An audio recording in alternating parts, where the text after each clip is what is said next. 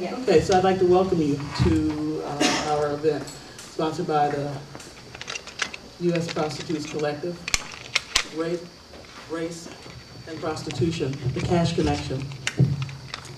So, I want to just start by taking a look around the room and noticing who are the faces here. And you know, inviting each of you to think about what brings you into the room and your connection to the issues. And to start really right now creating a work plan for yourself, because this is a very action-oriented group of women that I'm sitting in the midst of. So we're going to be hearing some about their work here in the U.S. and internationally. And then we're going to bring the issues right back down to where we are locally and take a look at the Safety First initiative and the work that's been happening here about getting a more positive emphasis on women's safety rather than police prosecution of women for engaging in acts of prostitution. Mm-hmm. Glad to hear. So, trying to figure out how to see what I need to see. I could just speak up. Would that help? Yeah. Okay, great. That's actually easier for me than the microphone. So I'm going to start by introducing to my right. So before I do that, I want to just inform everyone that we are videotaping, and if you choose not to be in the videotape, that's certainly fine. But if you would just position yourself so that you're not in the videotape, we won't be taking any pictures of the audience or like that. So just with that.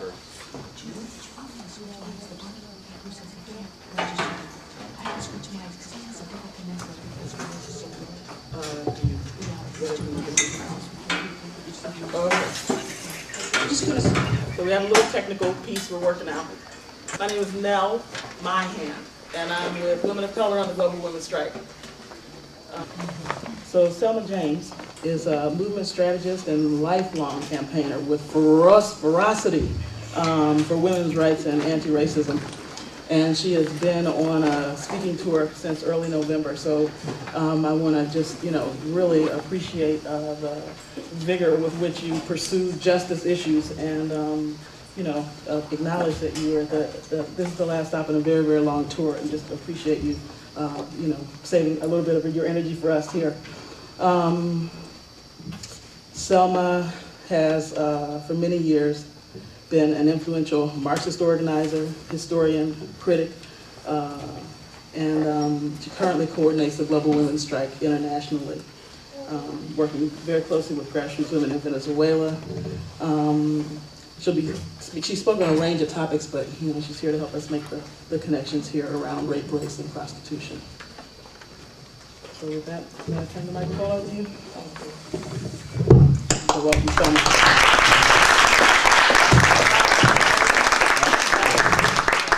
Thank you very much. This is indeed the last stop in a 14-city speaking tour. 15. Oh, yes, we found another city.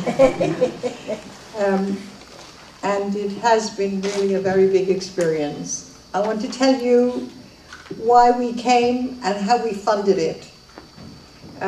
Because we don't have money to send people around, But we looked to the cities where we wanted to meet people and asked the universities in those cities if they would host us to speak, either me or Andaiye or both. And as a result of that, we were on an organizing tour that the universities were paying for. And that's how it should be. The university should pay for some sense to be spoken, make a change. I want to say something about how we found the audiences. An audience always talks to a speaker if the speaker is serious. They tell you what they're thinking about. They tell you if they like what you're thinking about. And they also tell you what they're planning to do or not planning to do. And we found the audiences very interested in everything that we said. I don't think Andaiye would disagree with that at all. They ate up what we said. They were really interested, and they thanked us a lot for coming and the rest. But each of them, in different ways, in different parts of the country, each audience was telling us, we're going to do something, but we don't know what, and we don't know when. It was hard for us, and it was difficult really because they wanted to know how to do it. And individuals came out and said, I want to do it, give me the email, tell me what I should do. Individuals, mainly women, a few, not many, came forward and said, yes, I want to be with the strike, I like what you're saying, my mother agrees with you. They often said that. And I want to move, but most people were still thinking about it. They hadn't yet decided. Now, there are a number of reasons they hadn't. In 1979, pardon me, Margaret Thatcher ascended to the throne, it seems, in England. She thought she had. She said, we have become a grandmother when her son's wife had a child. You know, she thought she was the Queen of England. Maybe a little mistake.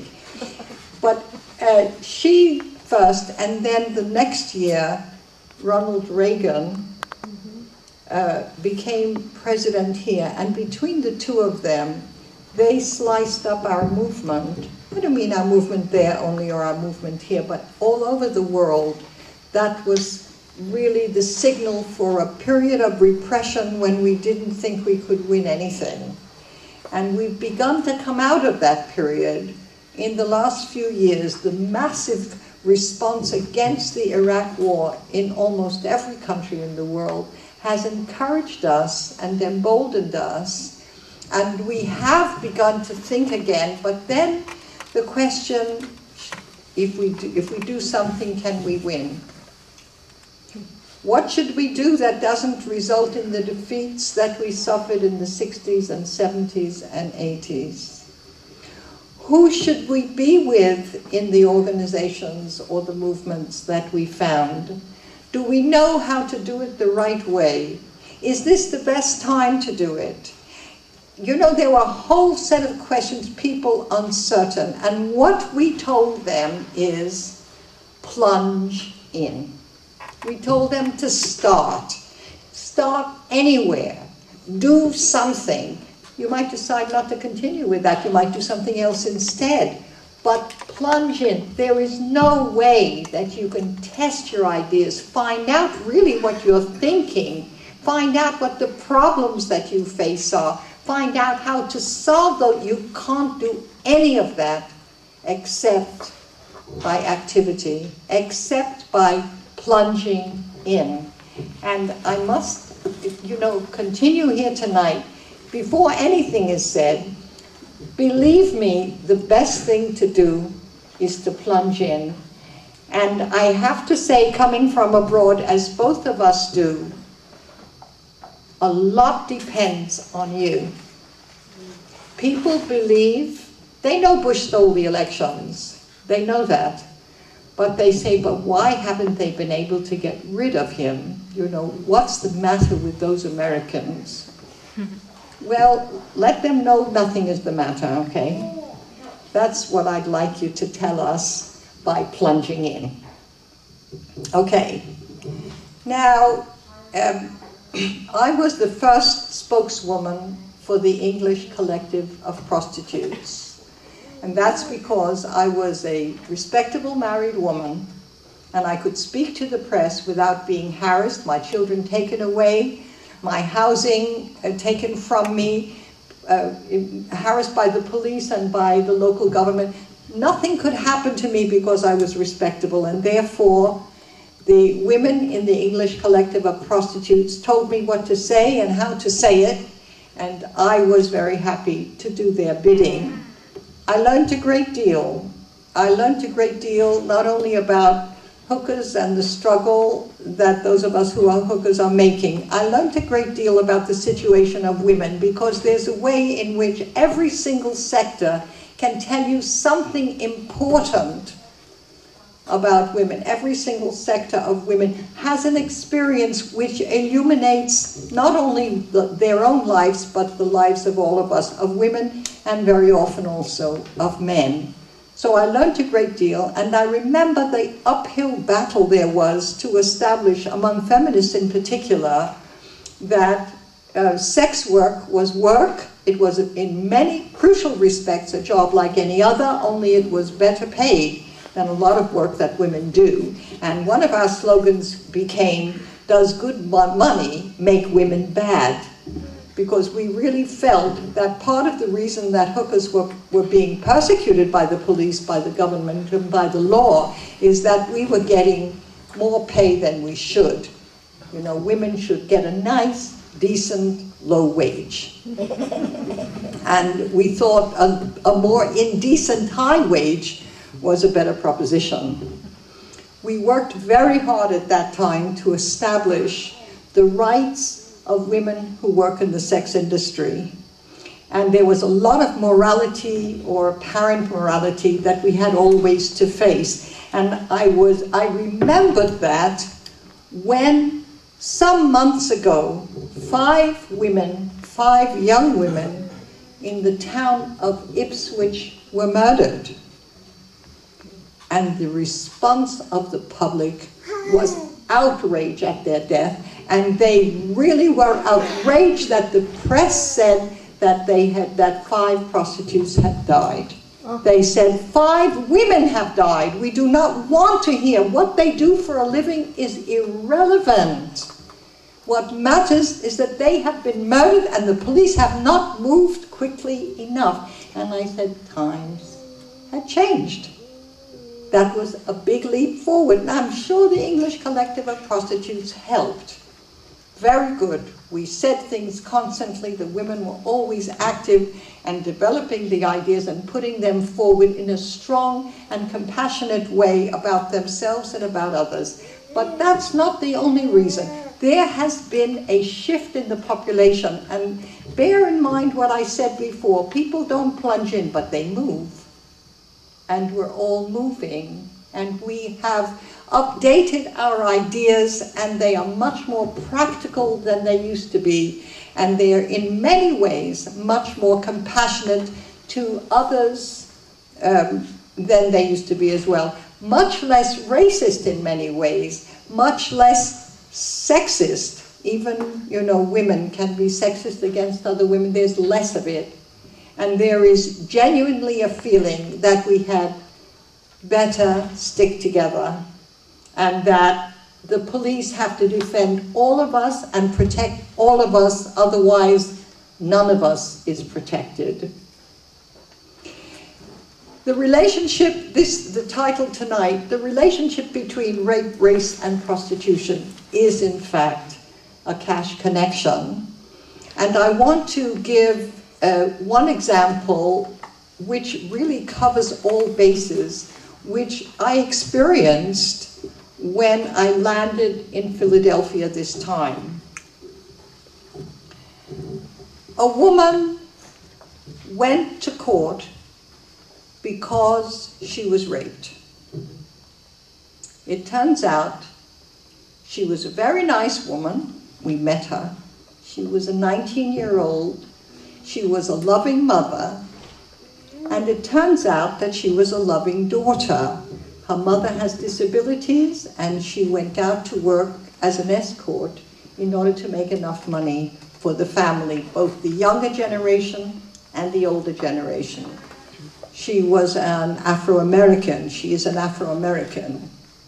And she was raped at gunpoint by 4 men.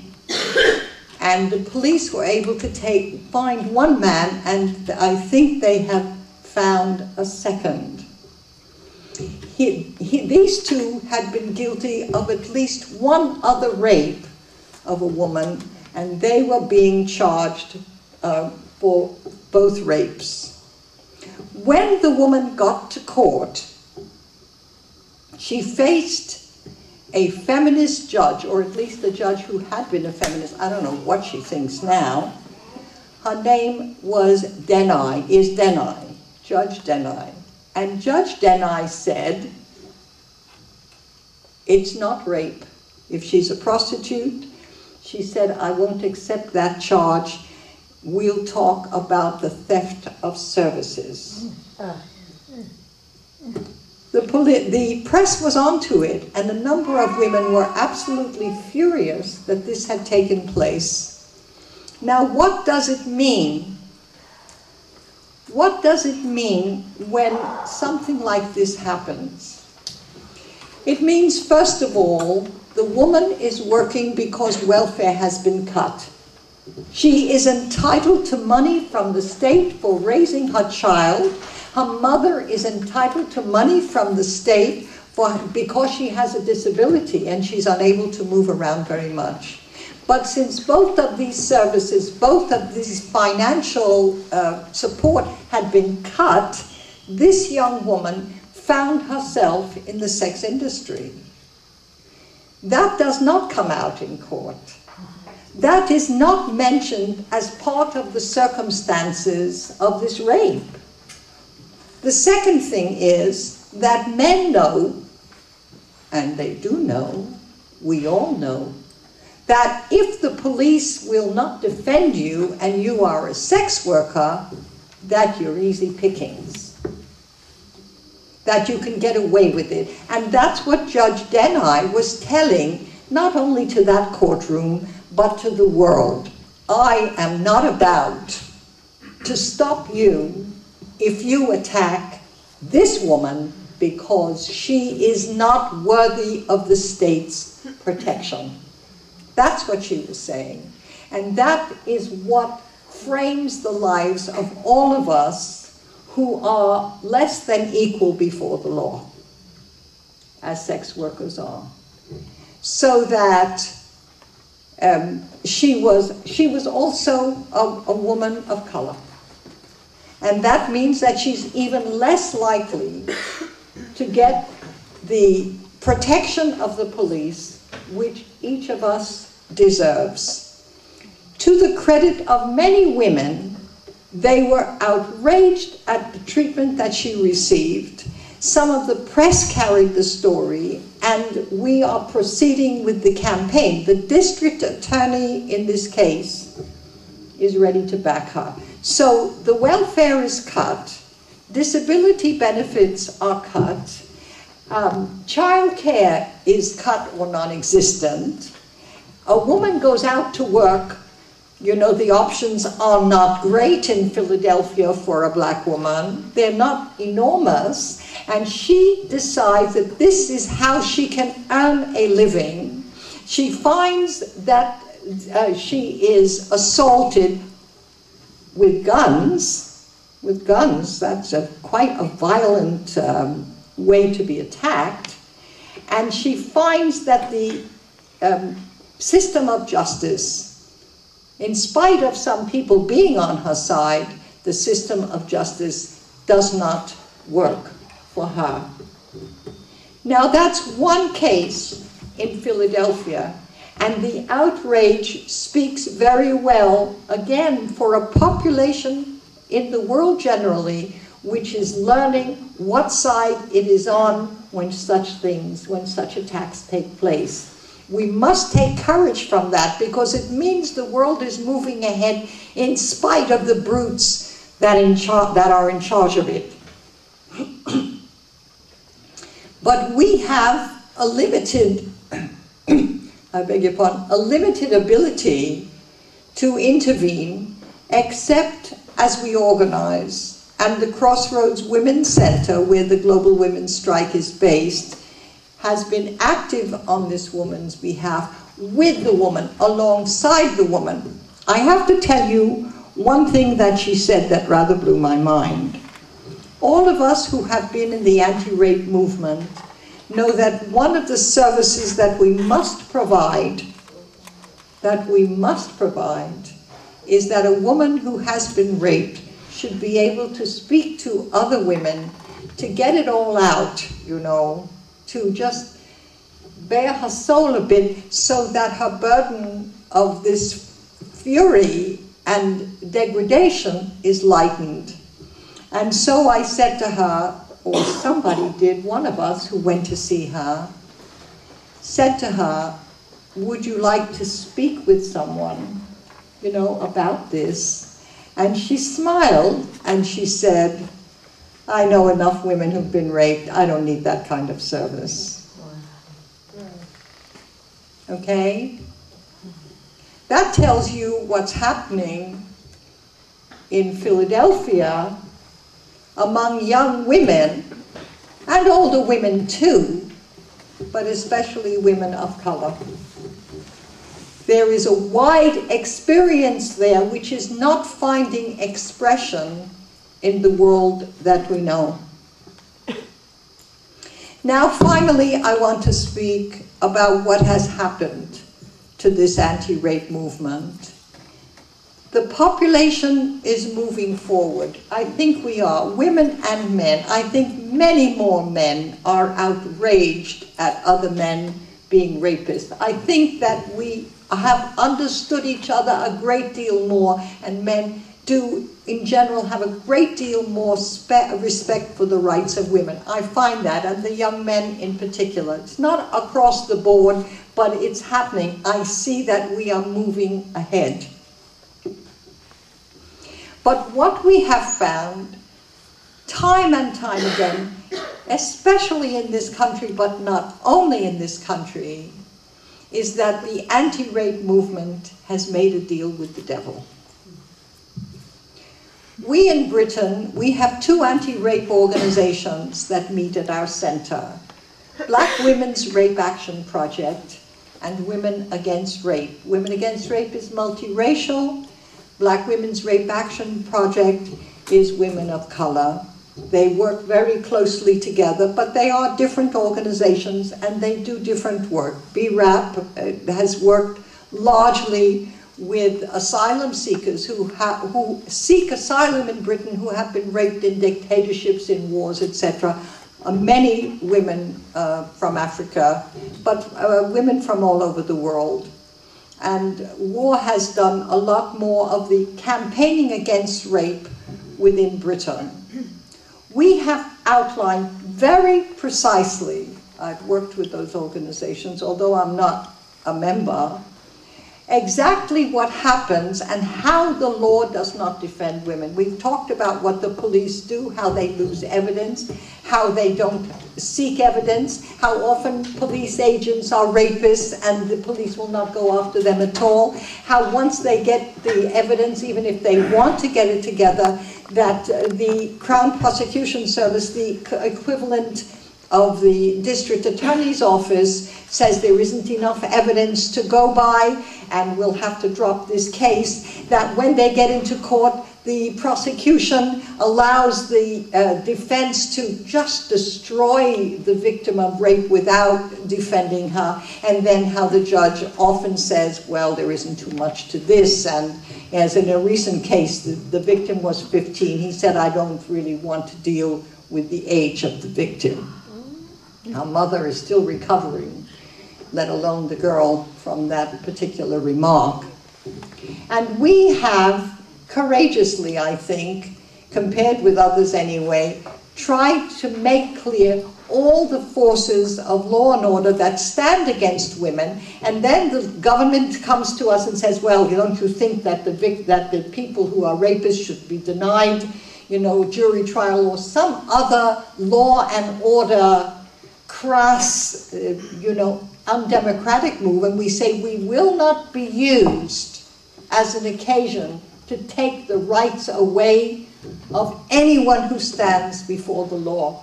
We want that to continue. Don't put it on rape victims that you have to do away with jury trials. The juries are all right so long as you give them a little bit of the evidence. How about giving them some evidence so that they can decide for us instead of against us?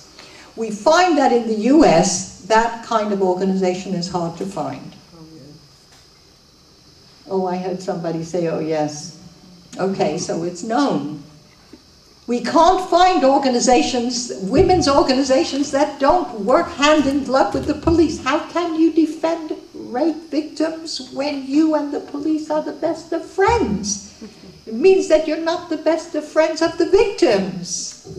You know, you have to make these decisions in your life, and sometimes you have to decide against the money and for the principles. And that's been a very difficult choice for many women's organizations.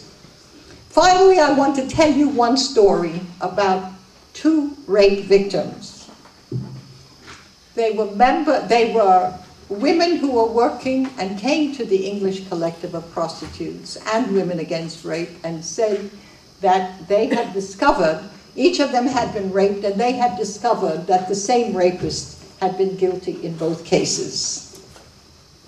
They had gone to the police. Someone had told them they will never believe a prostitute has been raped. But they persisted, and when there were 2 of them, the police did take it seriously, and one particular policeman was very, very keen to find the rapist and to get the goods on him. He gathered the evidence, brought it to the Crown Prosecution Service, the equivalent of the district attorney, and said, look, and the CPS said, there isn't enough evidence to convict. The women with the ECP and with Women Against Rape took out what is not possible in this country, a private prosecution.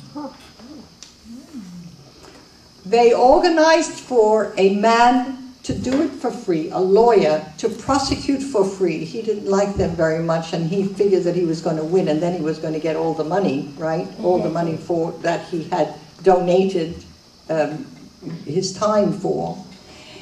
And they took the case to court. The court was filled every day, so that when somebody testified, the people in the court would say, and the judge would turn to the people and note what we were responding to that had just happened in the court. We were in it. The jury also wanted to know every time a point was made what the people in the court thought. And the defense lawyer was horrendous. He said, you can't trust them. They're doing it for the compensation money. Prostitutes can't be trusted. They are not women of high character. A whole set of things. The jury found both rapes to have happened. They found the man guilty in both cases. And when the judge did the sentencing, he gave the man a remarkable 14 years. It was a complete victory. The man appealed sentence and got it reduced to 11 years. We were quite happy with that. We were going to live with it. He had been found guilty on the evidence that the CPS had said was insufficient. We had done that. We had won. We had set a precedent, and we had done a piece of education of the public which we were extremely glad to have done. That story is still not written, but there's still time. The point is that the more powerful we are economically in the society, the more we are likely to get justice. The more we are organized in the society, the more likely we are to get justice even if we don't have money. The point is to plunge in. Thank you.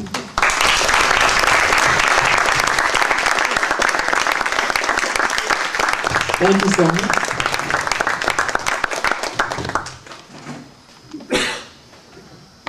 So we've begun to enter the realm of the cash connection, right? Rape, race, and prostitution. The impoverishment, right, that we are experiencing as a society, and what are the costs of that? The reduction of, the draining of the social economy for the purposes of the military budget. I had the good fortune of being able to travel with Global Women's Strike, which was a contingent of 75 people from all over the world, really, to the World Social Forum in Venezuela in 2006. And it was thrilling and continues to be an incredible inspiration to me that we have a head of state in power who is committed to creating a society where the economy is in service of the society rather than the society in service of the economy. So it gives us a vision for not just how things could be, but how things are actually happening in ways that actually prioritize people. So we're moving. We're moving. So this time I want to introduce Andaiye from Guyana, who is a co-founder and international coordinator of the Red Thread. Red Thread began as a self-help income-generating group bringing low-income women together across violent racial divides. It's always given a voice to grassroots women, Indo and Afro-Guyanese, as well as indigenous. Andaiye has authored The Valuing of Caring Work, an analysis of the cost to women in the Caribbean of structural adjustment policies. She represented CARICOM at the United Nations World Conference on Women in Beijing in 1995, leading the negotiations which resulted in the agreement among governments, including the US government, to measure and value unwaged work, which is revolutionary. I would clap.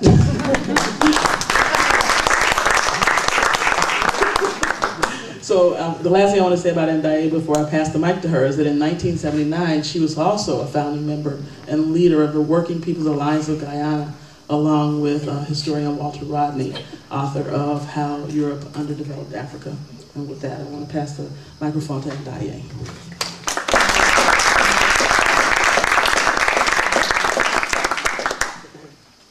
Thank you very much. Since I'm a couple of years younger than Selma, I'm embarrassed to say that at the end of this tour, I am not feeling the vigor with which she just spoke. I am wiped out.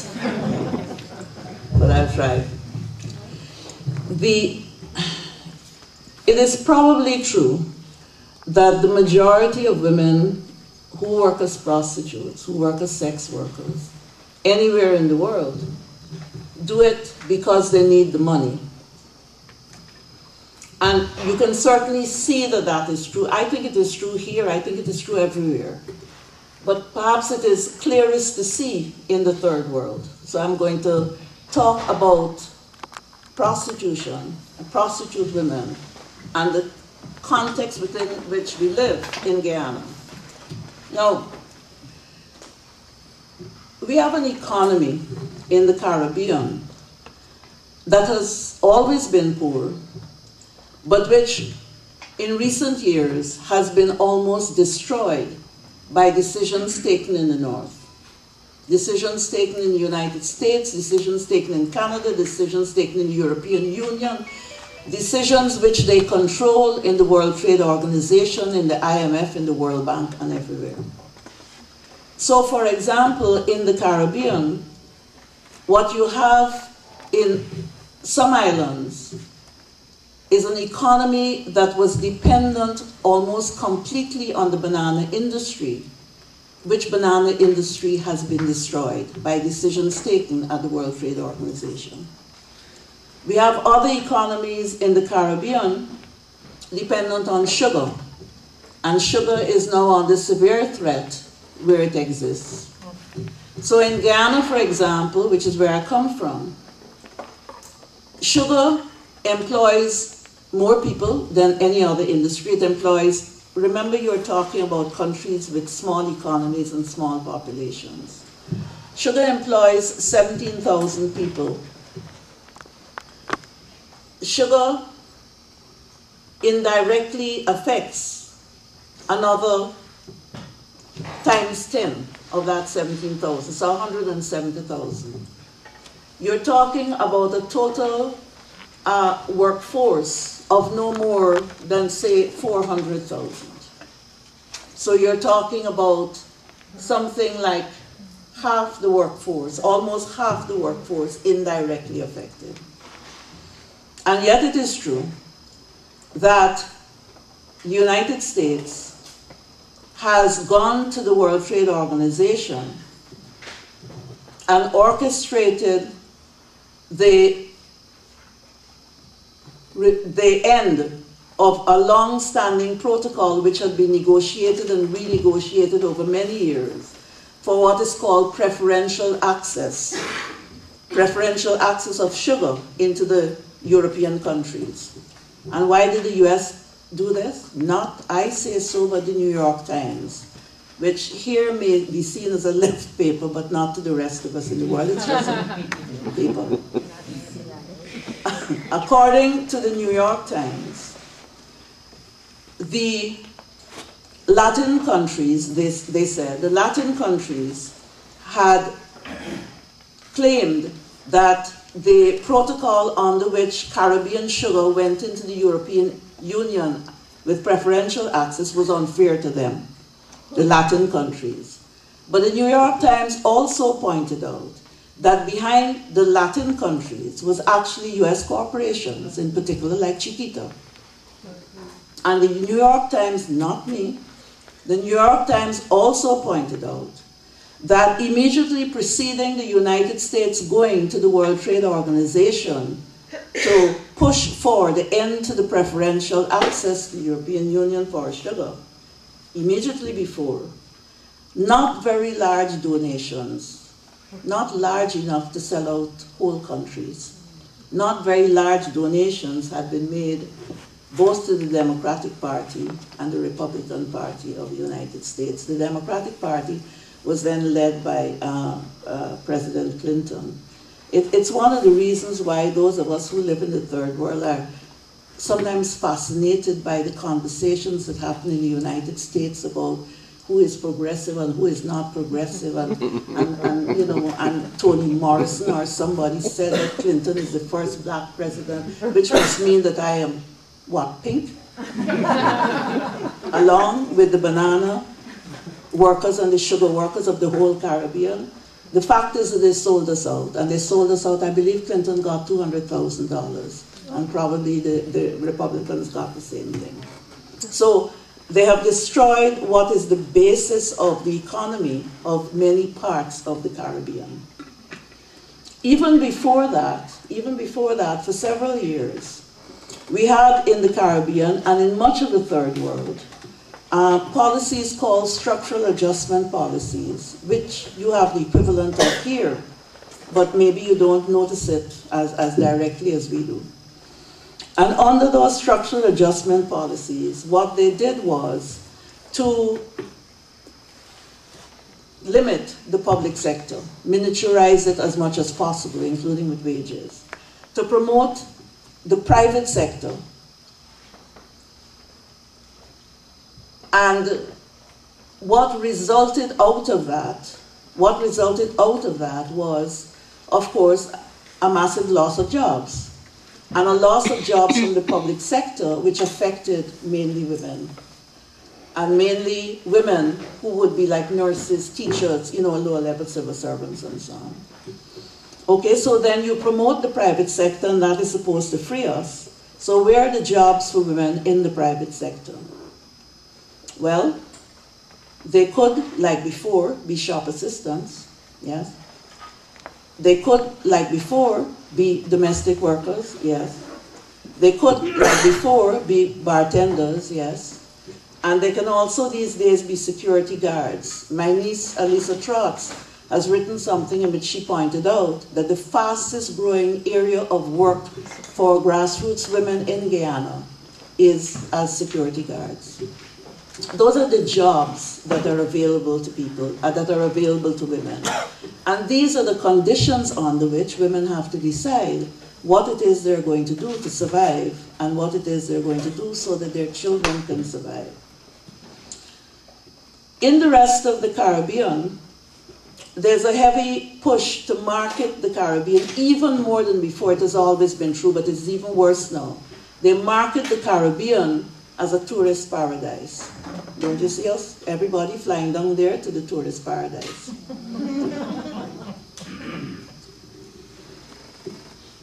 And part of having a tourist paradise is having prostitution. That's a part of it. So in the rest of the Caribbean, the number of prostitute women increases in direct proportion to this pressure, to this marketing of the Caribbean as a tourist paradise. Guyana is not a tourist paradise for several reasons, including the fact that we don't have white sand and blue water and so on.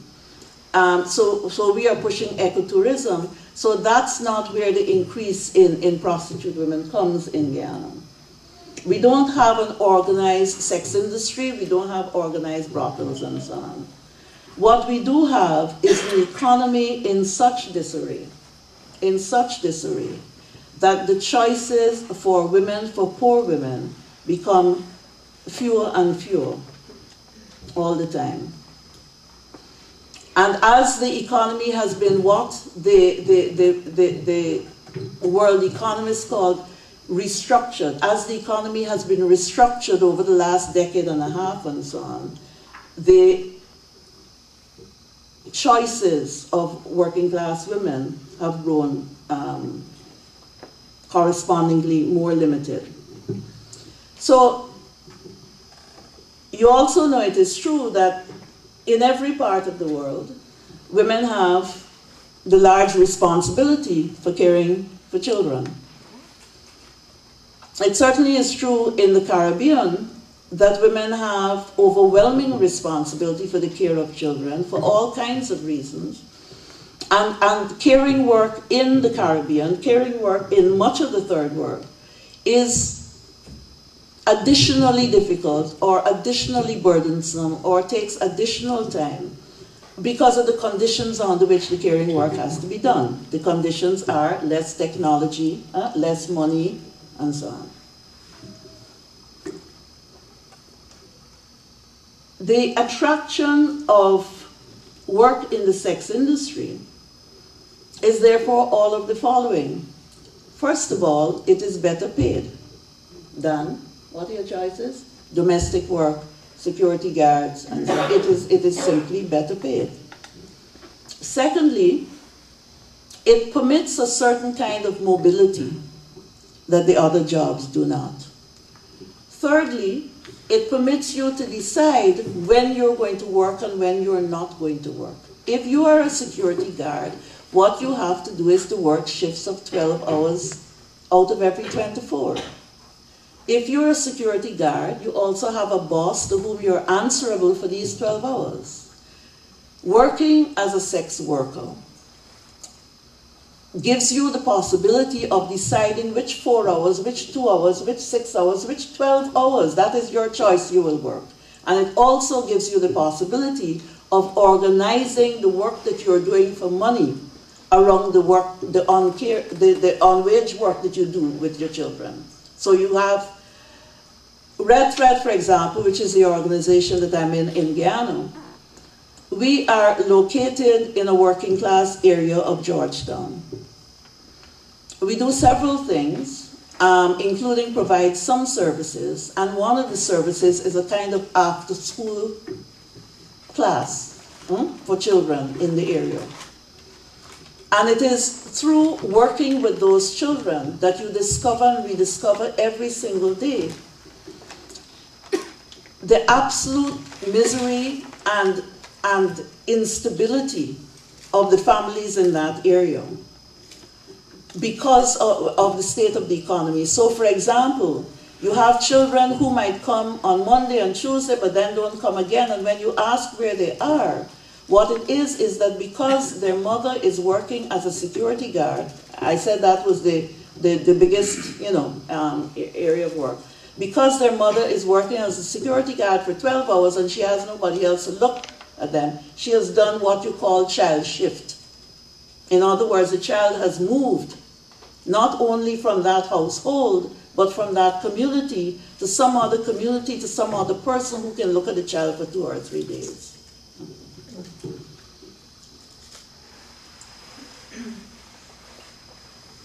If that woman chose to work as a sex worker, all kinds of strange moral questions are raised, But it's a very peculiar morality. It is a very peculiar morality to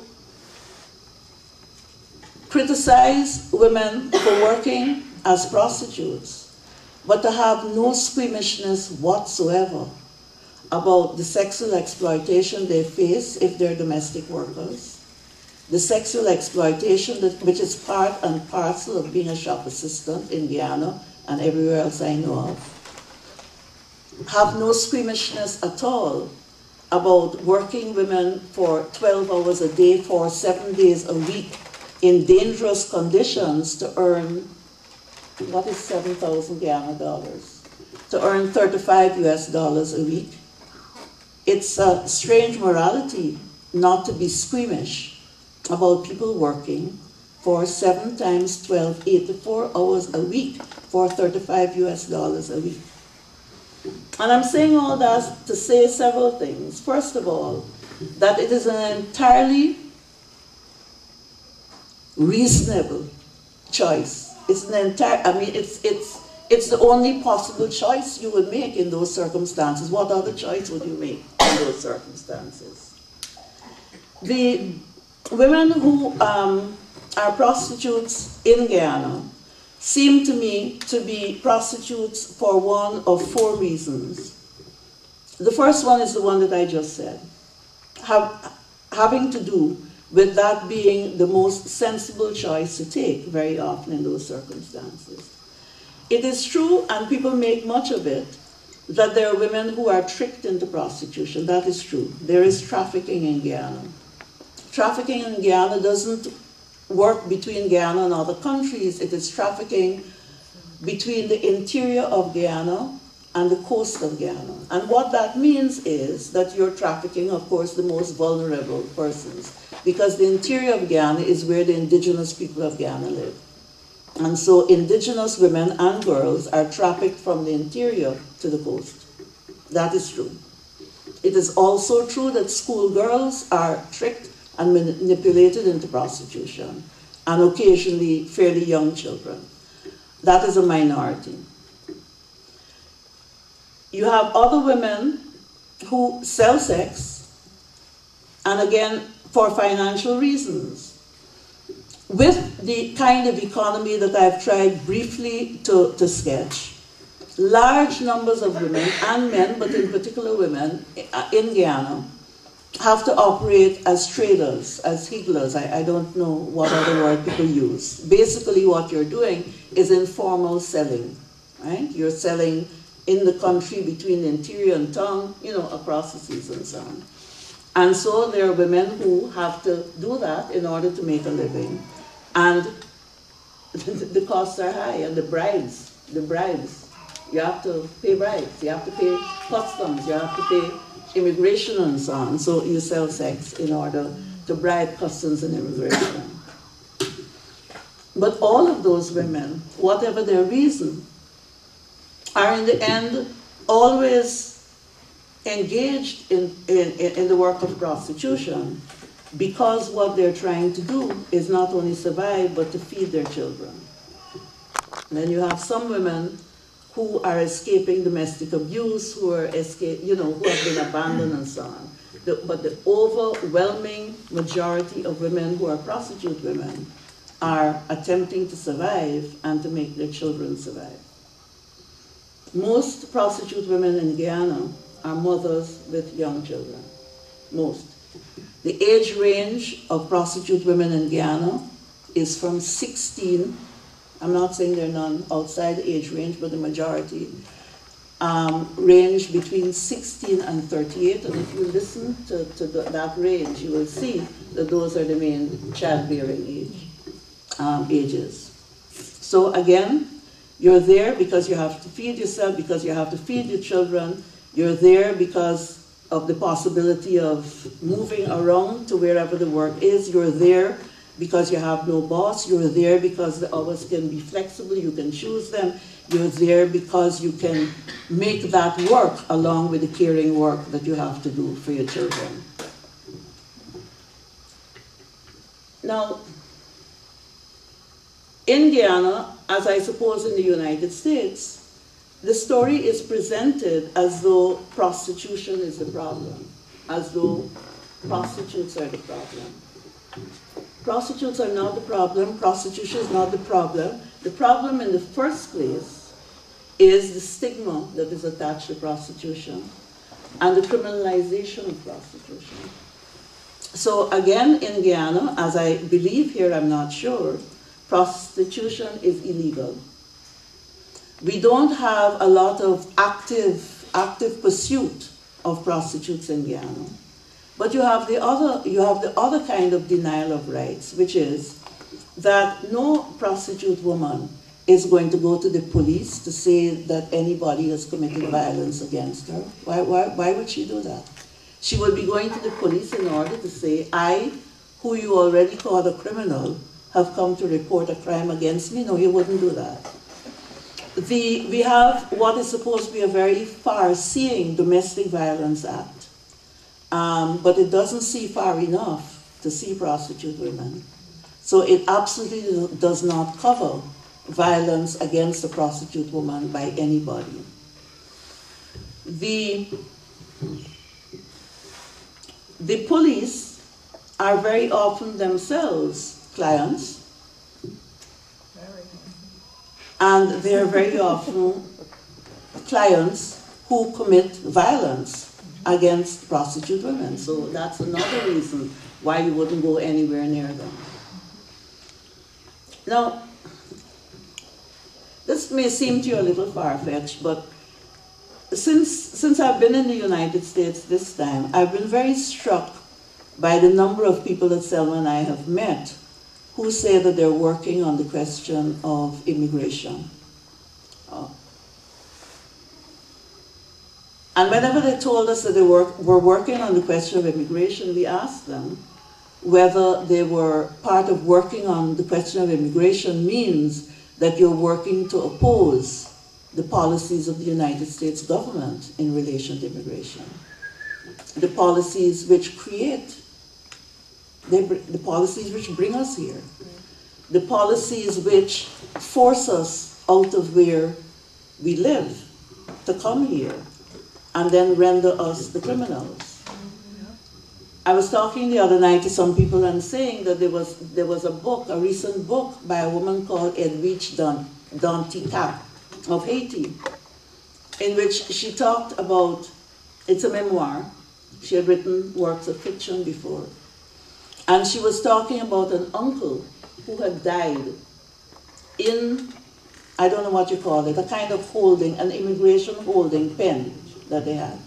He was being held in this place in spite of the fact that he was here only as a visitor and with a visa to come. But, you know, he was Asian, so that automatically made him illegitimate. So they held him and he died. Frankly, the man probably died of shock and grief and so on. And when he died, his father, who was Edwidge Danticat's, his brother, who was Edwidge Danticat's father, who himself was in hospital terminally ill, said, if they only allowed us to be a country, if they only allowed our country to be a country, none of us would ever need to come here. None of us would ever need to live here. None of us would ever need to die here.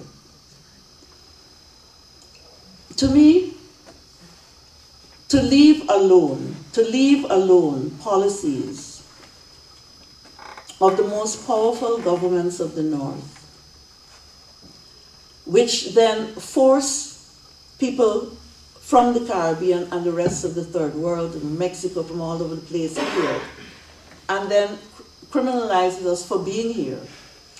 Something about that reminds me of what is done in relation to prostitute women, however far-fetched it seems. Because what you do is to run economic policies and to permit economic policies which give me a choice between being a security guard for 84 hours a week for $35 US a week. You give me a choice between that and working as a prostitute. And then when I choose to be a prostitute, you say I'm a criminal. There is a correspondence there between those things.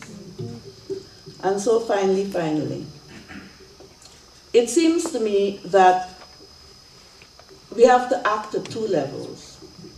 Always, whether we're dealing with prostitute women or anything else, we have to act at two levels. One is, in the world as it is at the moment, what needs to be done? What needs to be done in order to end the criminalization and the brutality, really, that is meted out against people? What needs to be done? Selma was talking today, I don't know much about it. Selma was talking today about what they've done in New Zealand. Right? So it seems to me that you have to push for laws, for changes to be made which end the injustice against people like prostitute women.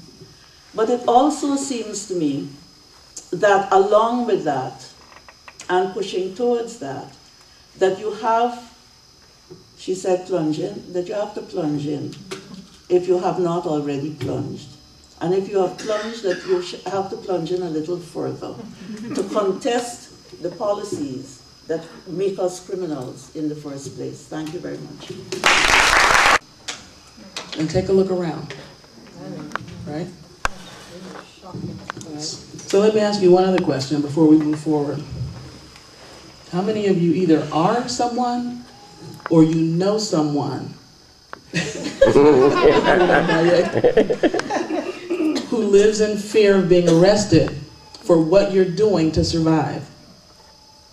You either are someone or know someone who's afraid of being arrested for something that you're doing to survive. And take another look around. So for all the ones in the room listening with the state's ear, or for all the state ears listening from outside the room, it's important that you know we are not going to be forced to choose between taking care of ourselves and our families or surviving, no matter what.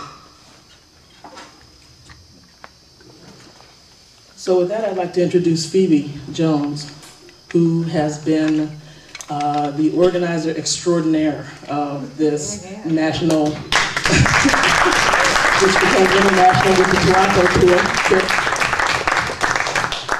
And Phoebe is going to tell us a little bit about some of the work that's happening in Philadelphia with the Department of Human Services removing children from their biological parents. And I want to just start by saying that one of the largest groups of people who become incarcerated are people whose families have been broken up for one reason or another by the social service system. And so, we keep looking at the cash connection. So what is this, what is it that, we live in a society that will benefit from breaking up our families and incarcerating not only the adults in the family, but the children as well. And then what is it for us to do, given that we are, in fact, in that society? Phoebe? Thank you, Mel.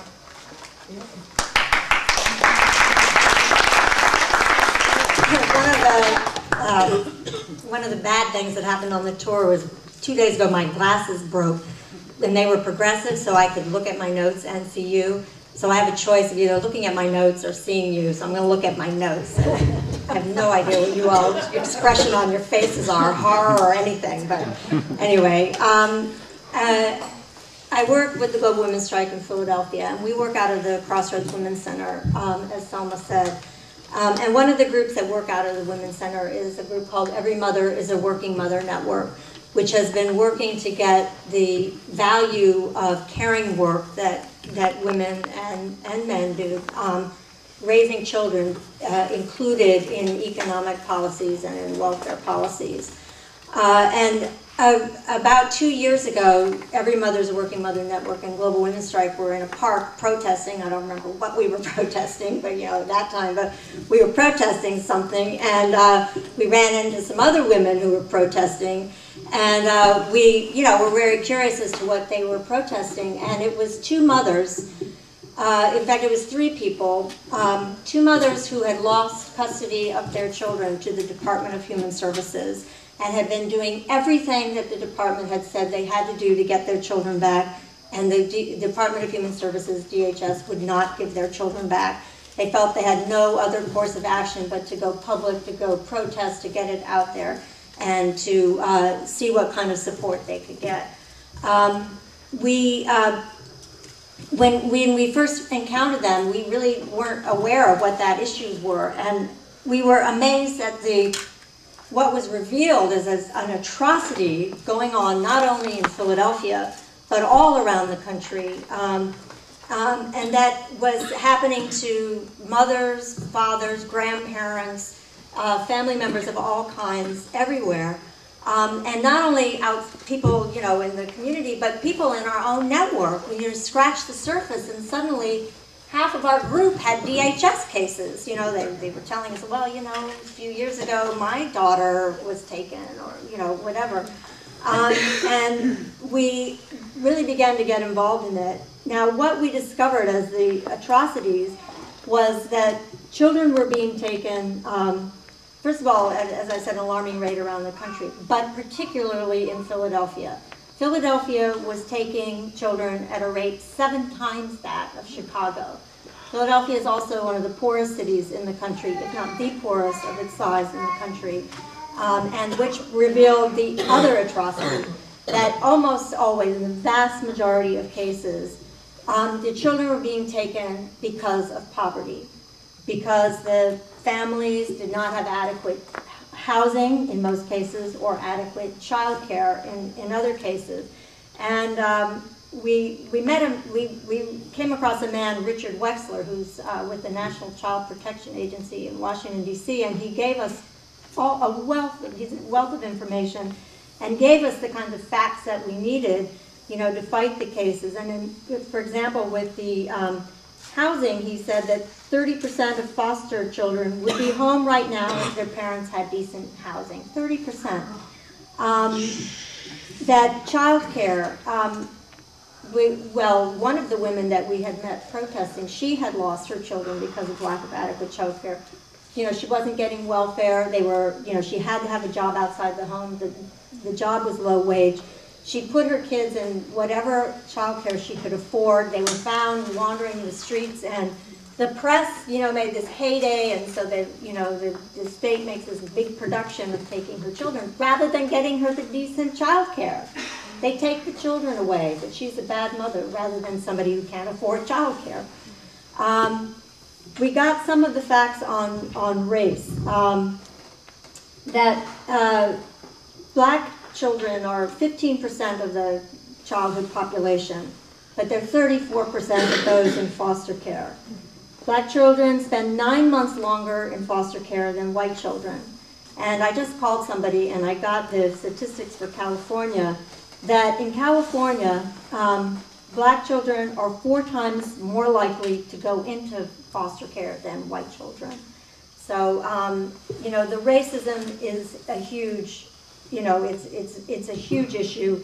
One of the women whose case I'll tell you about in just a minute is Native American and Latina, and she lost her children, to a white, or is in the process of losing her children, but we stopped it today, to this white middle class respectable family. Okay, yeah, I'll say so in a minute. Their children are being taken because, particularly the women, cannot afford the good legal help. They are up against, DHS lawyers who have a lot of experience. The lawyers they're appointed, they meet with, if they're lucky, 5 minutes before their case is called, and oftentimes not even that. The children are taken if the parents have been in prison, if the mother's been in prison. You have, like in some cases, a year to get some arrangement made for your child, or they put the child up for adoption. You have children being taken when the parents, or the mother or the father, is disabled. One of the third person that was out there protesting that day was a woman in a wheelchair. She hadn't herself lost cases, but she was saying people in their network have found that they're considered unfit because they're disabled and can't take care of the children. We have grandparents who come. They're too old. according to the state, that they can't take adequate care of the children because they're really not, young enough. And the theme of today, if you are a prostitute woman, or if you are accused of being a prostitute woman, there's one young woman in our network who's some vindictive person in her household accused her of being a prostitute, and she came up before DHS. Although she fought that successfully, they took her child because the child was not immunized. I mean, my child's not immunized, and I bet you there's a lot of people in here either are not or don't believe in it and are opposed to it. So the other category that we found too of people who've come forward, believe it or not, women soldiers who've been deployed to Iraq are losing custody of their children. They make some arrangement for the child, they come back and they say, oh, well, this is a pretty good arrangement, and the next thing they know, their children are gone. And then there's also others who said they made the biggest mistake in their life. They went to DHS because they needed some help with something, and next thing they know, their kids are gone. Okay, why is this happening? Well, Selma and Andaiye and Nell have all pointed that the cuts in the services and the money being drained from our resources drained from our communities have made it really increased women's poverty. But there's also, other sinister forces at work. And one of them is that the nonprofit agencies are being contracted with by the state to provide these services. They have an economic incentive to keep the children.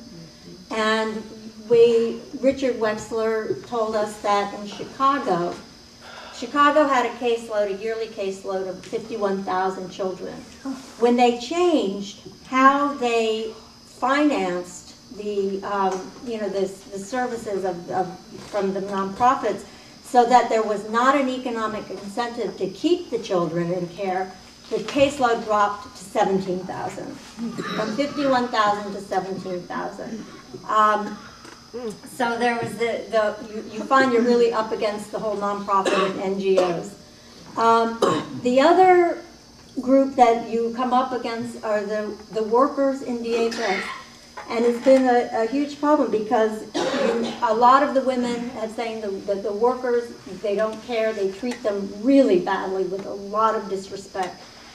But they're also power hungry. I mean, it's the kind of thing you're up against them, you're on the defensive, and they have the power to decide whether or not you're going to keep your child.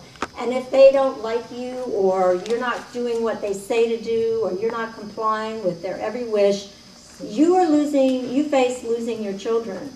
And one woman that we met, a woman who's in California, in San Diego, Deanna Fogarty Hardwick, she had her children taken. For 7 years, she fought to get her children back.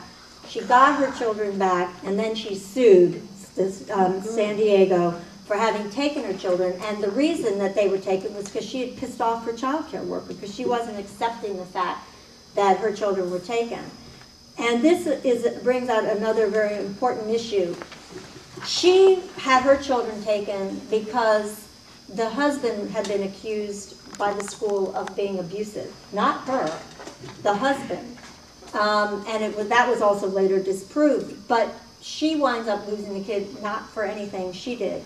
That was also the case of the woman whose case we had a victory in today. Her husband or her partner had been accused of trying to sell the children at the beach. He was making a joke. When she loses custody, he has unlimited access. And there was a law that has been changed in New York, but is still operating in other states, where if you are being abused by your partner, you will lose the custody of the child because you're not creating a safe environment for the children. And that has been outlawed now in New York, but it's still operating in other places. And it has meant that women have not been reporting rape and abuse because they're afraid they're going to lose their children. This is obviously, too, a case with immigrant people who, would face deportation for doing that as well. The other thing that's causing problems is that a lot of people who consider themselves progressive are not getting involved in this. And you know, we were sort of speculating, why is that? And it turns out a lot of them are social workers and, you know, are kind of on the other side, and therefore not standing with the grassroots on this issue. And another thing is the press. The press has been, you know, largely responsible for whipping up frenzy. You know, every time a child dies in custody, it's plastered all over every national paper, right? And so then the tendency is of the state, they don't want to be accused, so they start taking children. But in all cases, in almost all cases, the children are better off with their families than in foster care. It's been proven time and time again. Even if you are a child born with cocaine in your system, you do better on tests along the way than those who grow into foster care. It is child abuse, it is state-sponsored child abuse, and child snatching that's going on. And just to close then, I mean, just some of the ways that we've been tackling it is we've been getting publicity on the cases. We've had a breakthrough in the press and we actually got a photo in the paper, and we've had some of our cases put in the paper. We've been accompanying women to court. Now, the case that we had today was with a woman who was the one that we first met. Her case has now been in process 2 years.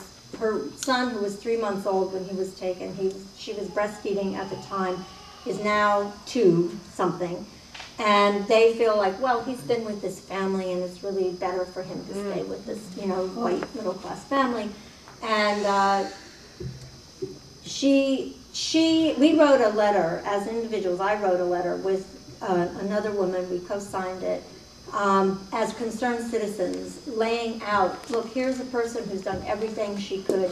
She clearly loves her child. She's out there every week, rain or shine, every Thursday, protesting over 100 Thursdays, what did we figure out? Protesting. She's, you know, we just laid out all the issues in the case. We faxed the letter to him. We didn't get any response. We were on the phone. We were calling. We finally got him on his. We got his cell phone number, and this is the commissioner, the head of the DHS that we wrote to, and we got him in Florida this morning, and said, "Look, what are you going to do about this? In 2 hours, she faces losing her children. You know, what are you going to do?" Well, next thing we know, we got a call from some of our people who were accompanying her to court, saying that her lawyer walked in.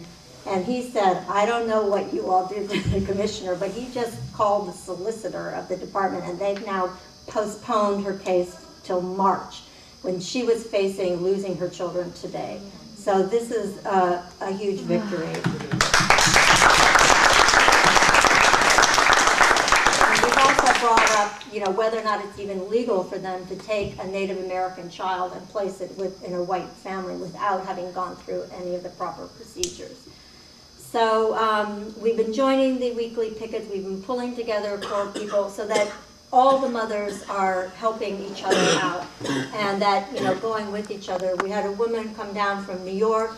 We're covering this all over the country and meeting people and expanding our network. But a woman named Bernadette came down. She had lost her children. She fought. She won them back, and she said, "I'm not stopping until all the mothers get their children back, and until this policy changes." So she came down from New York and was fighting and has been helping. We're going to go up there as a group, take a van up, and meet with them, and, you know, really keep expanding the network. And we also are really working on finding good lawyers, which is not easy. We were told Selma, we've been at it for 1.5 years now, and we said, oh, we only have 3 lawyers, and she said, 3? You have 3 good lawyers? That's amazing, you know. Okay, so, you know, it's been hard, you know, for those who don't, you know, they're not getting the money that they would get otherwise. And finally, we're putting together a dossier of all the cases so that you can see them, you know, back to back, how really getting a view of the whole situation, and also how rape, race, and prostitution and the cash connection is all a part. Thank you.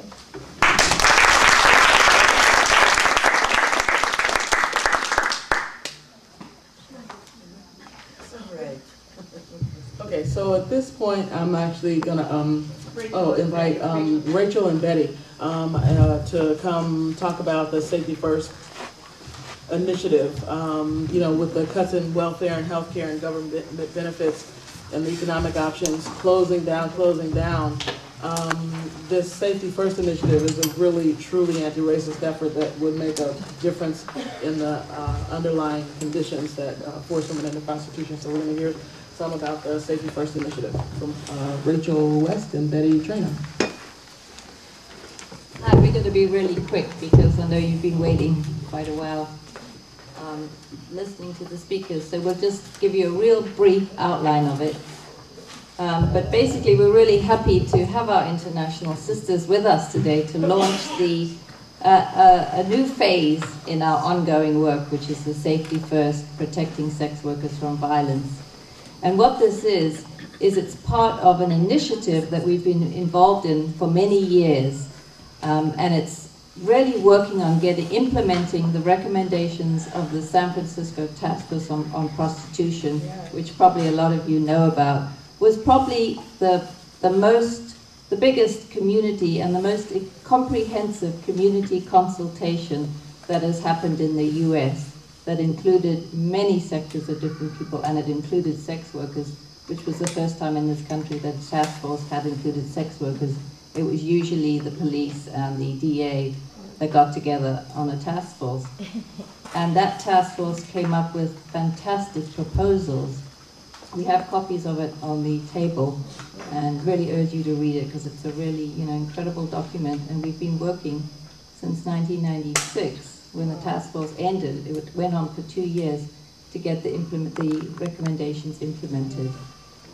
And we've built in this process quite a network of support around the city of all different kinds of people. And as Selma said, we've also found a real shift in public opinion. I mean, all kinds of people support this initiative. And we have, and I encourage you to get a draft of comments from the kinds of people that support the initiative. Church people, the National Lawyers Guild, attorneys, the Green Party, I mean, just really a cross-section of people.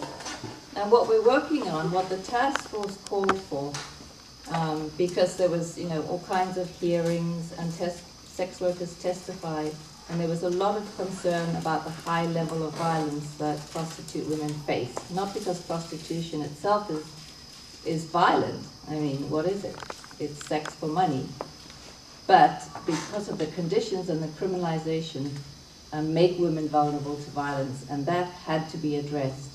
And the task force found that it costs at least, at that time, $7.6 million of San Francisco money to arrest, for the police to look in the phone book, spend hours tracking down prostitute women, find out where they work. They're on the internet, spending hours on the internet. Then they set up elaborate busts in the hotels. This is where this money is going every day. And the task, and then defending the women who get arrested. It costs much more now, today. That was a 1996 figure, 7.6 million. And what the task force came up with, what we came up with, was that what could we do with this money? How could it be better spent? And the proposal was to take the 7.6 million and divert it into resources, into services for women, for the survival of women. As we've heard today, prostitution is about trying to survive in this market economy, and that's what it is. It's survival and taking care of our kids. What a waste of money. And when we talk to people out in the community about that, I mean, people really agree. All kinds of people think, I don't want my money going into that kind of thing. There's a lot of support for a change in San Francisco, and we're really working hard to get that to happen. Now, we got a resolution passed by the Board of Supervisors, which was fantastic, because all kinds of people came and testified to the Board of Supervisors that something had to happen, something had to change. So we got the resolution, but it's just a resolution. It's like a statement of support. And so today we're launching our Safety First initiative, which is to get that resolution turned into an ordinance. which means that then it'll have some teeth. And that's what we're working on now. Today we're launching the next phase of the Safety First Protecting Sex Workers from Violence, and that's the name of the ordinance that we plan to introduce very soon. Thanks.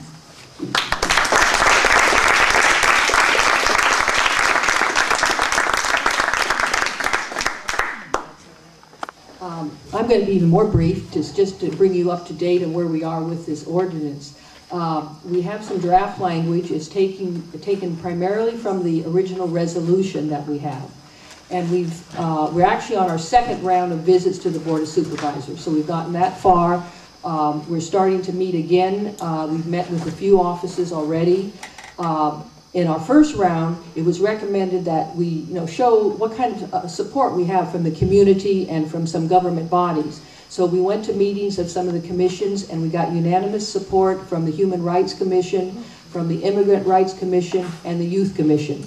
We have the letters from all those commissions that when we come to the board meetings, these are individual supervisors at this point, we can bring that, show that support. We have our quotes list now to show that, and we're gaining more and more community support. But the key thing right now is going to the board and getting individual supervisors. We need, depending upon whether it would pass as an ordinance through the board, we need a minimum of 6 votes, as you know. If we decide that, we may need to put as initiative on the ballot, we need 4 votes of the board. So we're moving forward. We're looking at which supervisor will be sponsoring it and looking at co-sponsors. So we are really, as Selma has said from the beginning, plunging in. It's been kind of a slow dive for us because it does take a lot of time, as you probably know, going through the legislative process. But this is what we need. We need something that will really implement what came out of the task force report, not just saying support. Now we want to see it passed as law here in San Francisco. Thank you. So at this point, I am inviting Lori to come forward and assume the chairpersonship.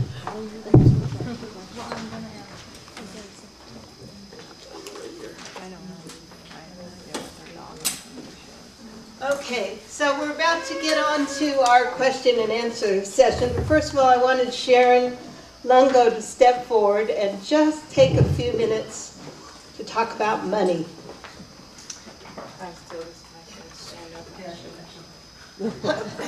Hi everybody, how's it going?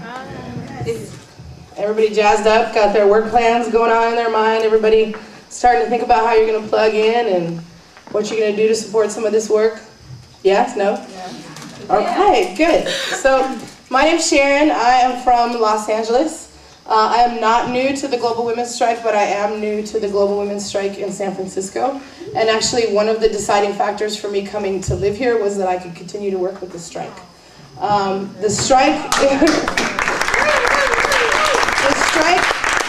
when I ran across the strike as a young college student active in the social and environmental justice movement, I really truly came across some of the most creative, dedicated, and visionary people I have ever met in my life.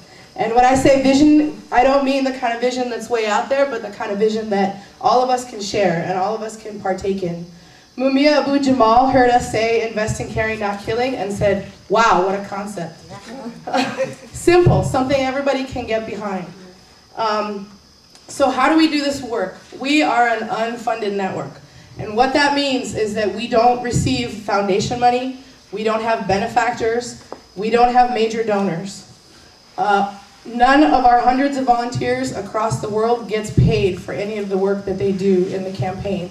And if you were to count up the hours of work that go into the campaign by some of these folks, they would be doing very well if they were in some other sectors, honestly. So what is our strategy for fundraising and putting on these events? It's the same strategy that women use all over the world. Hustle, hustle, hustle. Hustle. We look for opportunities wherever we can. We beg our friends for frequent flyer miles. We write our families at Christmas and say, make a donation to the Global Women's Strike.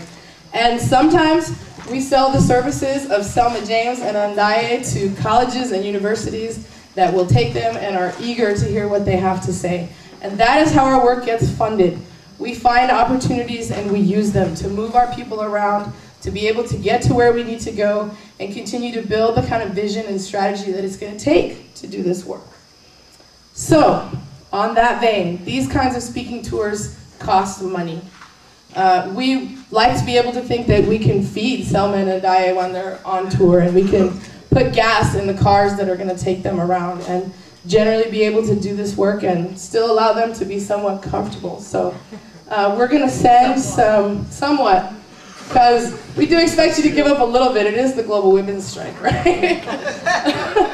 We're going to send some, our magic fundraising people are going to send around some baskets here, and I just want to ask everybody to dig deep into their pocket, maybe even a little bit deeper than you normally would. You know, Christmas is coming up. Plunge deep, dive off the diving board. Yeah, Christmas is coming up. It's a time of giving, so I just encourage folks to dig deep.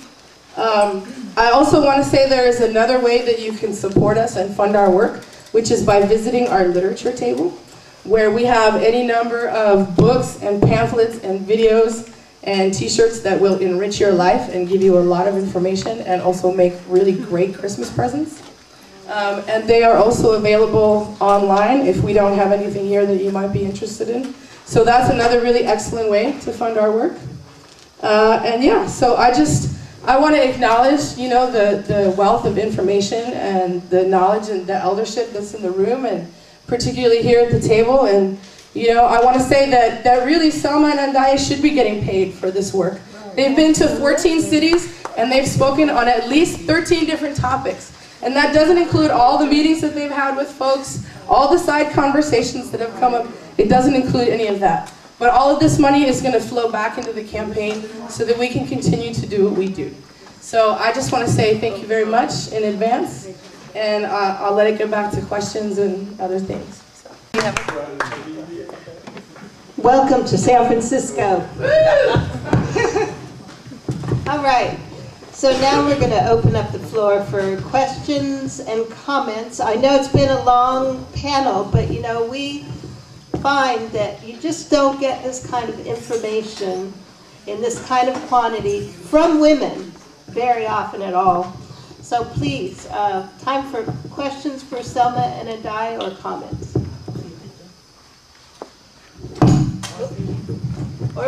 Or Phoebe, or Rachel. Why don't we start back here? I wanted to hear more about what's going on in New Zealand. Right. Oh, you in the program today? Is that where that question comes from? Well, I caught just the tail end of whatever you were saying about New Zealand, and then Andaiye brought it up again. I was like, oh, that's right. I didn't hear what that was. Well, you will want to know that the leading person who changed things in New Zealand, and I'll describe what I know about it, will be here in San Francisco in February. She's coming to London, and she's going to pass in San Fran. She's going to be here for a week or 10 days, and us pros will no doubt be hosting public events for her. She's a very good sister. She's been to England before. The point is that they had a whole strategy of how to decriminalize prostitution. Now I want to explain for those who don't know that that does not mean legalize.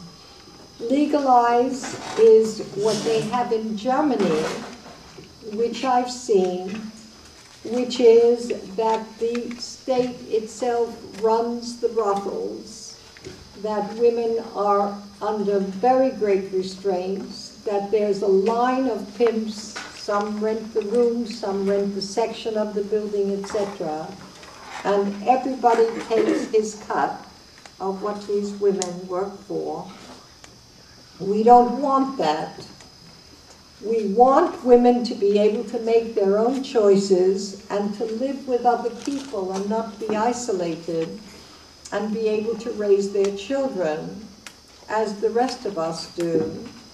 And that's exactly what they have been able to have in New Zealand. The police are not involved in prostitution any longer. Women can work together, in 2 or 3 together in a flat, so they can protect each other, and it is perfectly legal. There have been, as far as we have been able to find out, no negative repercussions. This was passed by the Parliament, and it is working very well. And we in London have been putting this forward as the alternative to what is called the Swedish model, which is, many feminists believe that the men should be punished, not the women but the men. Well, if the men are punished, the women are punished. It is a way of controlling women to prevent them from having clients and criminalizing the client. Why should we be criminalized for consenting sex when we're having so much trouble getting men put behind bars for rape? You know, it is absolutely perverse. And the Swedish model is really repressive against men, and therefore really undermines women and undermines women's choices, women's sexual choices. And so there was a proposition in the British Parliament which was strange. It was a peculiar thing. If women were caught making some arrangement about selling sex, they then had to go to school for 3 days or some sessions to be talked out of it. We got And that here. if then, pardon? We have that here. Yes, and, oh yes, I know, in some places. And if then they persisted, then they would be imprisoned, okay? And it looks like we've defeated it. Before it was passed, they had dropped the amendment to the present law.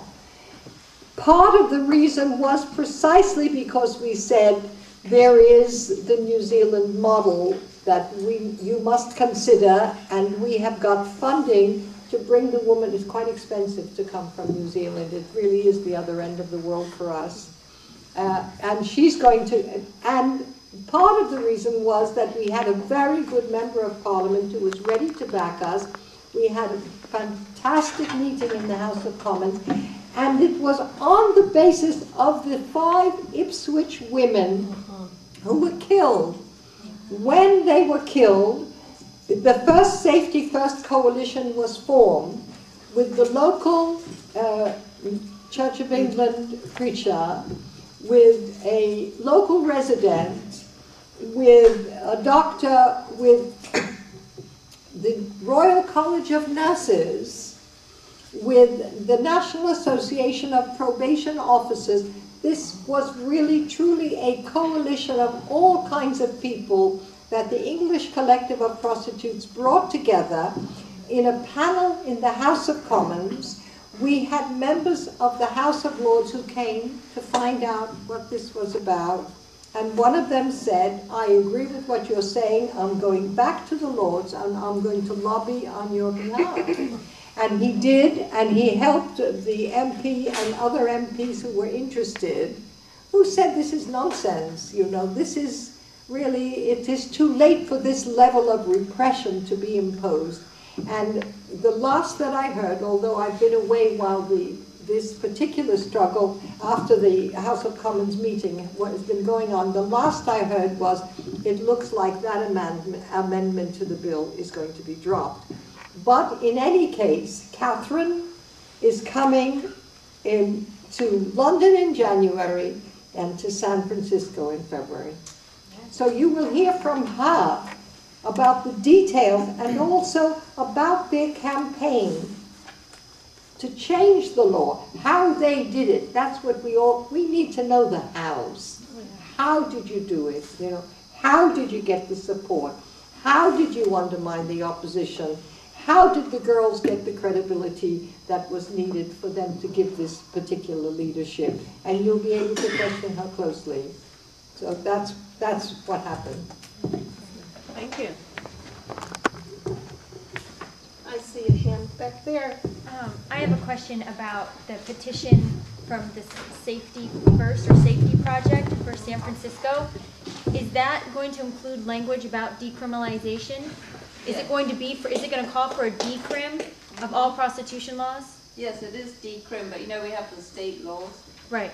So it's a city initiative to decriminalize. In San Francisco, and it does include language for decrim. Yes. Okay, that was my question. Tom. Do we know anything about how the mayor whether the mayor would veto this? Or? You mean the San Francisco initiative? Yes, the safety. Rach, why don't you come on up here, so then we could get you on the mic. Well, you know there was an initiative that just passed in San Francisco that makes marijuana arrests a low police priority. Oh, It just passed, and the mayor signed that. So, that's what we're modeling it on. We're looking at that one now, and the supervisors have directed us to look at that and, use language in that, because that did pass, and that's a very good precedent. Right. So, we definitely, think we have a good chance at it. Plus, politicians do what people press them to do. So what's happening with the sound? We really need pressure, and we need communities to step forward to the plate and say that they support this initiative in any number of ways. Where's the sound? It's there, huh? Just don't try not to have Okay, the mic good, so loud, good. because the rumbling's too much. Yeah, okay. Okay, so I'll turn it back as well. Back in the very back. I would suggest that, first of all, I hope the draft language will be open to members of the community for input. I would suggest also looking at the petition that Maxine Dugan here was circulating with some of our help last year, I believe it was, that was aiming for the same thing, decriminalization of prostitution laws in San Francisco, and it was very well worded. I would support something definitely along those lines. I'm wary of a petition that tries to do, expand government in other ways as kind of a quid pro quo of getting government off people's backs in this area. As a libertarian, I don't want to see the power, size, expense of government added to. And so I'd hate to see a petition come out that was saying like, well, we're going to eliminate the laws in this area, but we're going to put, a whole bunch more funding into social programs and so forth. As the other woman who was speaking earlier about the DHS and everything, I think quite clearly illustrated, money going into this kind of stuff is not always helping people. A lot of times it's really hurting people. So I think we should really be cognizant of that. Yeah, it's an anti-poverty program is what it is. We're not suggesting that the money go into services that work with the police and put the money in their own pockets, to fund their bureaucracies, which often mostly happens. We're saying the money should go directly into women's hands, into sex workers' hands, into the, to help the young people who are working on the game, working in prostitution. There's a lot of youth, on Polk Street around in San Francisco that are sleeping on the streets and doing sex work because there's no other way to work. The money should go directly into the hands of the youth, into the women and people working in the sex industry. That is absolutely something we will fight for. We won't allow agencies to use these funds to buffer up their staff and their administrative expenses. Absolutely not. That's not what it's about. It's about dealing with the poverty. Let people keep the money in the first place, and don't take the money out of the pockets of the women. Don't let them get their hands on it, because they may start out putting it in a good place, but then special interests get built up to get that money through government and through the political process, and then people don't have access to it anymore. It's weird you should say that. In a country which used to have welfare and doesn't anymore, we have to get the welfare back. I remember women telling me in the 80s when I came here, I spoke, and women saying that they had done research, women in San Francisco, not hookers, had said that they did research that the number of women arrested for prostitution rose every time there was a welfare cut. Now, that's what that's what Andaiye was talking about. That's what we are always really talking about. It is time that women get the money that we are supposed to have, that we have fought for, and that has been taken from us. And I think that what the initiatives that I've always found that us pros takes, and that the ECP takes, and that other organizations in the strike network, which are organizations of workers in the sex industry, is that we have a right to money as women. And hold on, this is quite important. As women, and that to the degree that we don't get it, we are forced in all kinds of ways into sexual relations that we may not want. I am not now only speaking about sex work. I am speaking about wives staying with husbands, women staying with partners, whether they're married or not, because it's just too rough out there for a mother. You know, I think that we have to really look again at the money that we are entitled to first as women. I know you men are entitled to money too, but I'm not discussing that tonight. You have to have organize a meeting and I'll come and speak at it. But tonight I'm speaking about money for women, because if you're speaking about prostitution, you have to speak about money for women. And women do 2/3 of the world's work. People have mentioned it. We haven't wanted to deal with that tonight because we were really trying to delve into the question of prostitution. But in a way, your question is important because it raises the basic question that is facing us always. Our choices are limited when our pocketbooks are limited, and we want to raise our choices, including our sexual choices. That's what I'm talking about. Not merely to be a hooker, but to not be a hooker. Okay? Our sexual choice to be with a man or to be with a woman.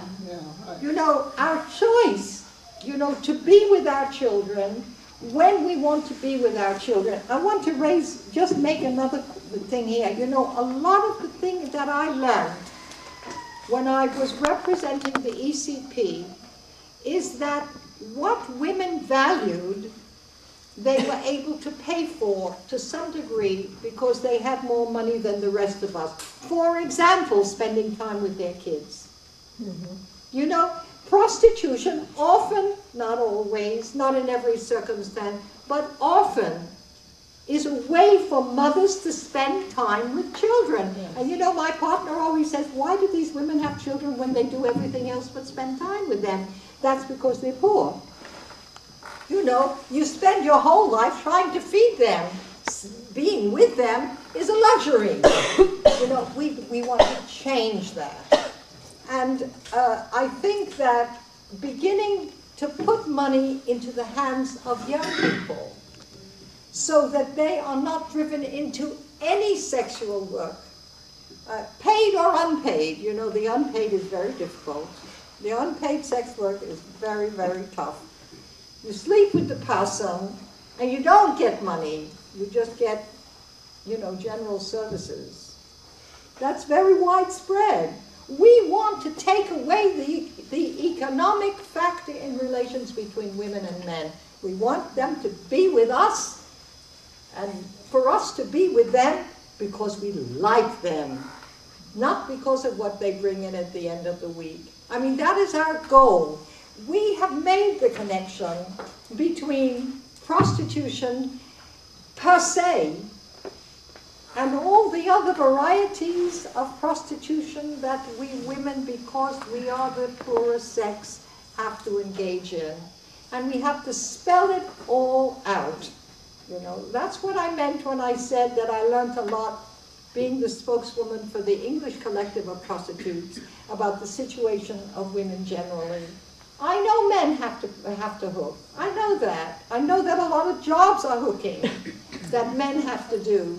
I know they have to do all kinds of things in order to get the bread. Well, you know, the market has been in charge too long. We're going to change that.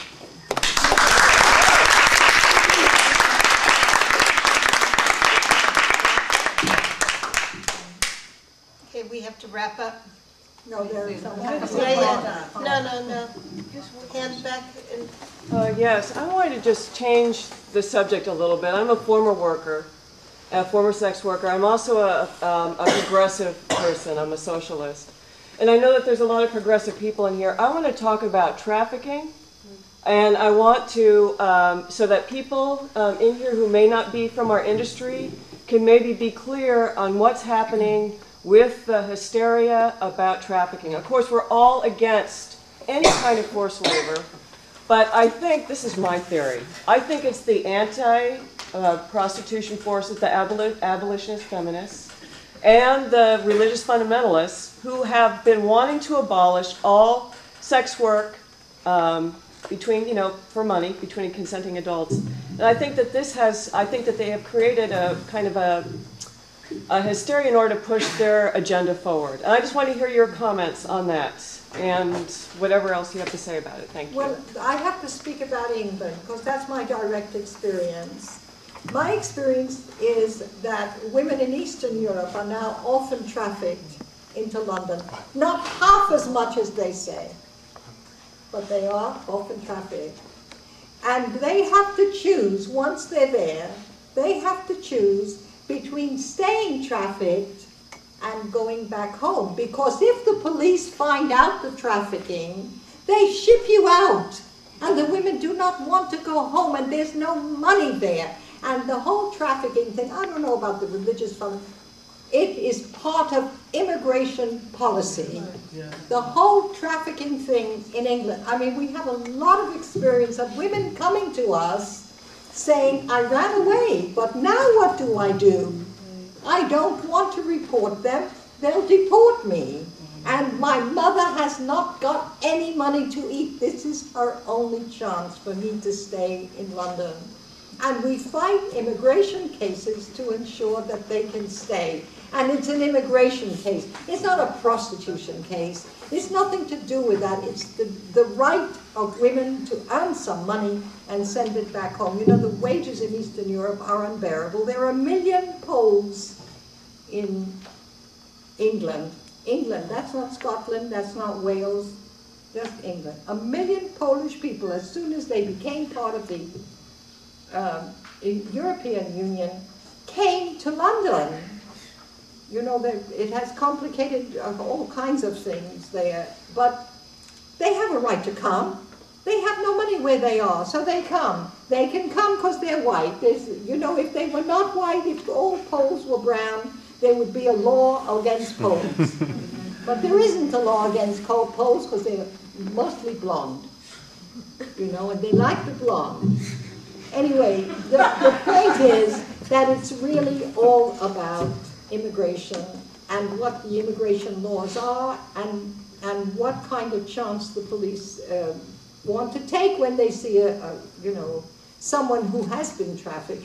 And there's a lot of trafficking. Well, you have to know there's a lot of trafficking for a lot of things. Mm-hmm. It's not only for sex work. It's for working cockle pickers. So many Chinese people died. They were swept away by the water in the most horrendous circumstances. All kinds of trafficking for farm work, where people work for next to nothing and they can't get away. And there is a rise in corruption. I mean, there has been a rise in corruption. And Britain used to be a relatively corruption-free country, you know. It used to be quite civilized there. Thatcher fixed that. She made sure that everything was destroyed, you know. And then whatever was left, Tony Blair finished. He said he admires Thatcher. He certainly should for all that he's learned from her. Anyway, the point is that you do not want people to be working in sweatshops. You do not want forced labor. So you want to make it possible for people to escape from any kind of circumstance which restrains them, but not for that to mean that they lose their livelihood. Because that's a choice that nobody should have to make.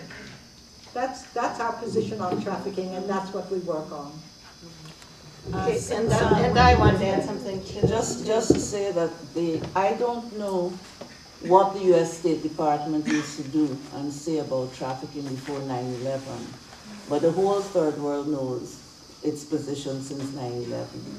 They issue a report, I think it's every year, and they put the fear of God or something, the fear of the US government actually, into all the governments all over the place, by announcing that, this government has only reached their tiers, tier 1, 2, and 3, right? And your job in life is to reach, I believe, tier 1. So they announced that Venezuela is tier 3.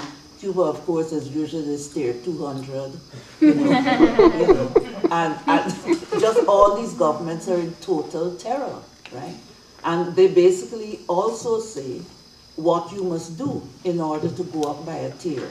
So the governments are basically running around the place looking for trafficking, where often there is none, or very little, or whatever, and so on. You have to invent it so that the U.S. State Department can raise you a tier by the next year. It's fully part of the whole post-9/11.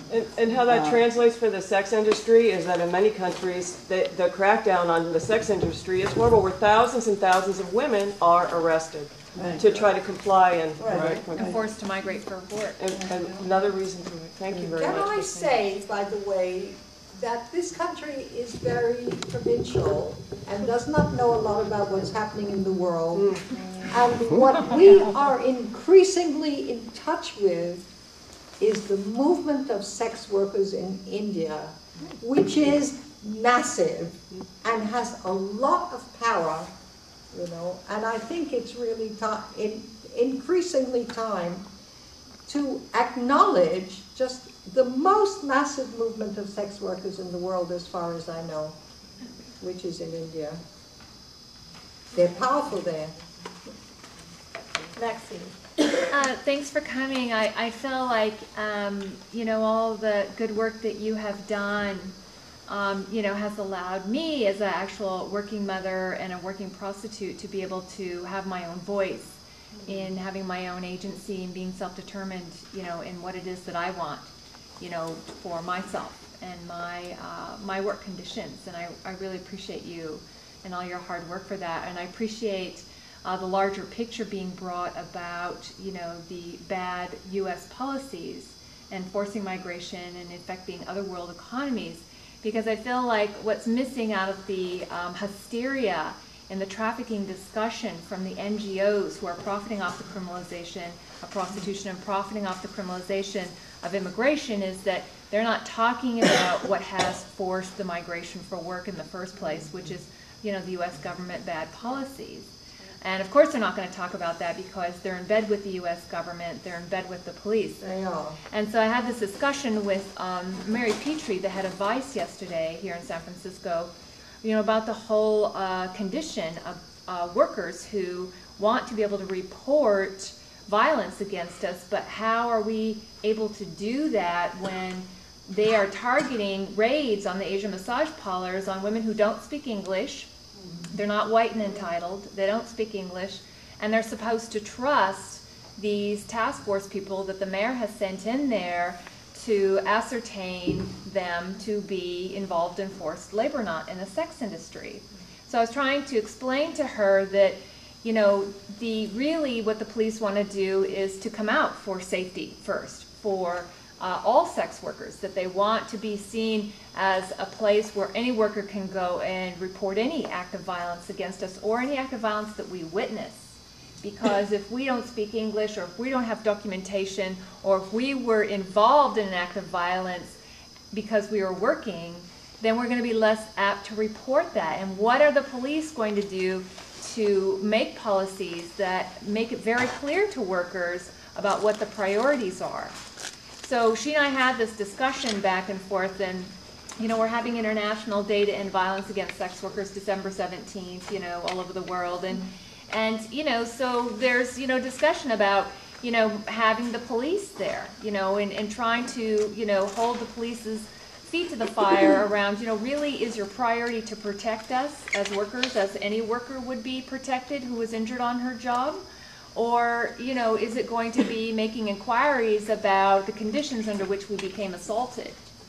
How are you going to handle that and to put them on the spot? And the last thing I want to say is that You know, I'm a member of the Coalition of Labor Union Women, which is part of the AFL-CIO. And I got my local chapter here to write a letter to Philadelphia and to write a letter to the local Philadelphia AFL-CIO chapter about Judge Denny, about what happened in Philadelphia, and to call attention to the plight of sex workers not being equal protection under the law.